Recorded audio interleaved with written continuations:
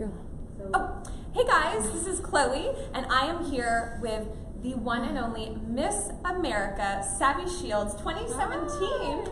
Oh, thanks for having me. This is so much fun.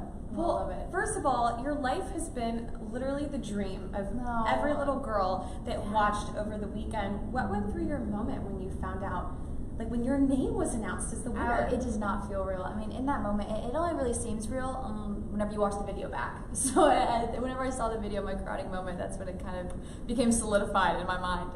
But in that moment, you're kind of just, you're in dream mode. You know, I mean, as you said, it's every girl's dream, and I've been dreaming of being on the Miss America stage since I was 8 years old. And you work so hard for something, and you keep thinking about the dream, and I haven't not switched to living the dream yet. I know, you have to pinch yourself. I know, exactly.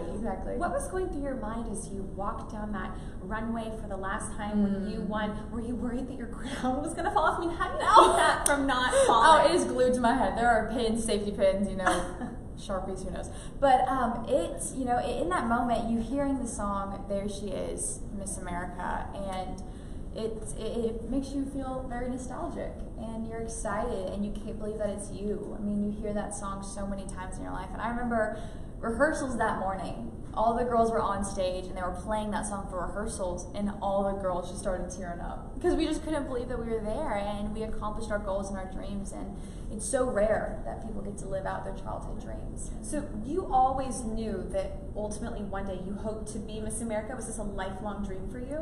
I mean, yeah, if I think about it, yes, I was. When I was 13 years old, I got to be Miss Arkansas. I was still 18. And so I watched my Miss Arkansas do the job of Miss Arkansas, and she to me was everything a Miss America was. And it was because of her I saw what one voice could do and the impact that one person could have, and that's when the dream of Miss America and Miss Arkansas was planted. And so I waited for a long time until I was mentally, emotionally ready and mature enough to compete for Miss Arkansas, and then this last July I competed for Miss Arkansas, and by the grace of God won, and then became Miss America, which is still funny to say out loud, but it was amazing. Isn't it? And you are only 21 years old. You're so mature. All your friends are back home in Arkansas. How are they taking the news? What are they thinking right now? Well, we have a little... Like my friends, Miss America. They have been the most supportive and encouraging group of friends I could have ever asked for. We have our little group text, and they just renamed it Miss America Squad, and they've just been the most supportive. They've been watching every news interview I've been doing and taking pictures and screenshotting everything I've been saying, and it's so encouraging to know that I have a group back home that's loving me and supporting me from afar. No kidding. I mean, talk about squad goals. I mean, there's Taylor Swift squad, and then there's your squad, and your squad seems pretty awesome. You know, best. Obviously, being Miss America comes with a lot of responsibility. Absolutely. Tell us a little bit about what you plan to do with your platform over the next year. Well, every girl in the Miss America organization has a personal platform, something that they care about, whether it's a charity or a political issue, and mine is Eat Better, Live Better. And hopefully, with my platform, I'll be able to encourage and enable healthier lifestyles, whether that's by living by example and showing people that healthy eating isn't that scary and that it's tangible, or whether it's teaching people tangible ways on what it means to be healthy and having a lifestyle of healthy living, and how you need to recognize the connection between what you're eating and how you're feeling, and recognizing that food does matter.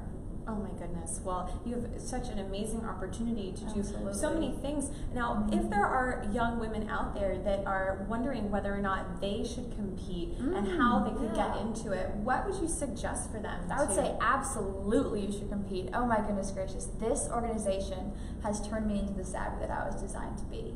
Absolutely. I started doing pageants because I wanted to dance in front of people, but subconsciously I think it was because I was insecure and I was trying to find a sort of validation that I didn't need to be. And so because of the Miss America organization pushing me out of my comfort zone and making me set goals, making me look forward into the future and think about what I wanted to do with my life, I have kind of gauged this new perception of myself and realizing that my insecurities aren't my limitations. And so if you're a girl out there and you're wondering if you should compete, absolutely you should. Find something you're passionate about, make it your platform, find your talent, and you get to perform it on stage. You're surrounded by this group of women who's doing the exact same thing, and it is the most inspiring and impactful impactful group of women. All right, guys, now send us your questions. We're answering them right now. We actually have a question for you. What do you think is the biggest misconception about Miss America? Like, is there anything that you would want to like prove wrong to people with your platform? Or well, I think that sometimes, I mean, the stereotypes are all true, maybe. You see toddlers and tiaras and you see pageants, and I think that as soon as you meet a pageant girl, you see what she's passionate about. And as soon as you meet a girl in the Miss America organization, you realize that she has goals and she has dreams and she has aspirations and she wants to be a part of something bigger than herself. And she really does want world peace.